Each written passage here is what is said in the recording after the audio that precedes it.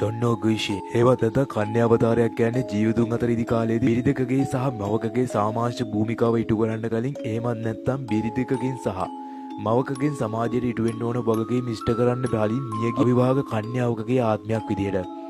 ඉතින් සාම්ප්‍රදායික පැරණි කොරියානු සමාජය ඇතුලේ මෙහෙම කෙනෙක් මිය ගියොත් ඒ කියන්නේ කන්‍යාවක් විදියට කෙනෙක් මිය ගියොත් මේක සැලකුවේ හරිම ඛේදජනක තත්ත්වයක් විදියට. මේ වගේ කට්ටියගේ ජීවිත අසම්පූර්ණ ජීවිත විදියට සැලකුවා. මේ නිසා මෙයාලගේ මරණින් මතු නැවත ලැබෙන ජීවිතයත් අසම්පූර්ණ ඛේදජනක සහ නොසන්සුන් ආත්මයක් බවට පත් වෙනවා කියලා කොරියානුව විශ්වාස කළා. දැක්කනේ ලව් එකක් නැතුව නිදහසේ මැරෙන්නවත් බෑ.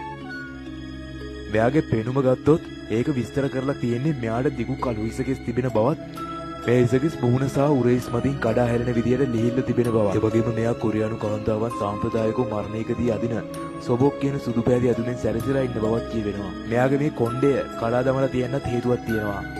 ජෝසෝන් රජ සමයේදී පැවසුණු කොරියානු සිරිත් විරිත් වලට අනුව අවිවාහක කාන්තාවන් තමන්ගේ හිසකෙස් උඩට කරලා බදින්නේ නැහැ. ඔවුන් හිසකෙස් වැඩිය කඩා දමලා ඉන්නේ. අවිවාහක කාන්තාවන්ට විතරයි කොණ්ඩේ බදින්න අවසර තිබුණේ. ඉතින් මෙයාගේ දිගු කොණ්ඩේ මෙයාගේ ශෝකජනක සහ අවිවාහක ස්වභාවයේ සදාකාලික තත්ත්වයක් සංකේතවත් කරනවා. මීට අමතරව මෙයාගේ මූණ සුදුමැලි බවත් ඇස් ජීවකින් තොරව අප්‍රාණික බව. මෙයාගේ චලනයන් මන්දගාමී සහ බියජනක ලෙස අසාමාන්‍ය ආකාරයෙන් ඇති බවත් කියවෙනවා. චංගුමීව සොම්බියෙක් වෙලා ඉන්නවා කියලා හිතේම වාගන්න. දැන් ඔයාලට මෙයාගේ පෙනුම හරි අයිඩියා එකක් ගන්න පුළුවන්. මේ කන්‍යාවතාරයක් ඔයාලට දකින්න ඉඩ තියෙන්නේ කොහෙද කියලා ඇලුවොත් මෙයාලා අත්හැර දාපු නිවාස, පාසල්, පාළු වනාන්තර සහ විශේෂයෙන්ම ජලයේ සහිත ස්ථාන අසබඩ දකින්න ලැබෙන බව කියවෙනවා. මෙයා රාත්‍රියේදී විලාප දෙමින් අරමුණක් නොමැතිව යමින් හෝ Tamanට වැරදි කළ පිරිමින්ගෙන් පලි ගැනීමට උත්සාහ කරන්න ඉඩ තියෙන බවත් සමහර කතාවල කියවෙනවා. ලංකාවේ මෝහිනීටත් මේ තරමක් සමානයි. ඔන්න අපි පටන් ගත්ත YouTube channel එකක්. අද ඉඳලා වීඩියෝ එක දිගට වැටෙනවා. Facebook අප්ලෝඩ් කරන්න නොහැකි හැම වීඩියෝ එකක්ම වගේ අපි YouTube අප්ලෝඩ් කරනවා. ඉතින් මේ කොරියන් හොල්මන් සහ තවත් පැරනෝමල් දේවල් අදෘශ්‍යමාන සිදුවීම් පිළිබඳ වීඩියෝස් අපි ඒකට දානවා. හැමෝම subscribe කරලා set වෙන්න. ඒකට හේතුව තමයි Facebook වල සමහරක් වීඩියෝස් අප්ලෝඩ් කරද්දී copyright ප්‍රශ්න ඇති වෙනවා.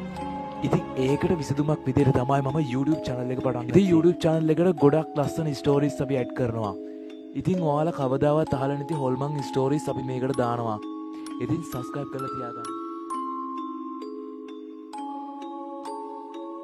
ඒ වගේම සමහර කතාවලට අනුව මෙයා අලුත විවාහ වුණ කාන්තාවන්ට සහ පිරිමින්ට පහර දීමත් පිරිමින්ම මාරාන්තික ලෙස වැළඳ ගැනීමක් සිදු කරනවා කියලා කියවෙනවා. ඒ මොකද කියලා කොතනවත් හරි අදහසක් නැතත් මං හිතන්නේ අපි කාටවත් ඒක හොයාගන්නත් අවශ්‍යතාවක් නැතුව ඇති කියලා.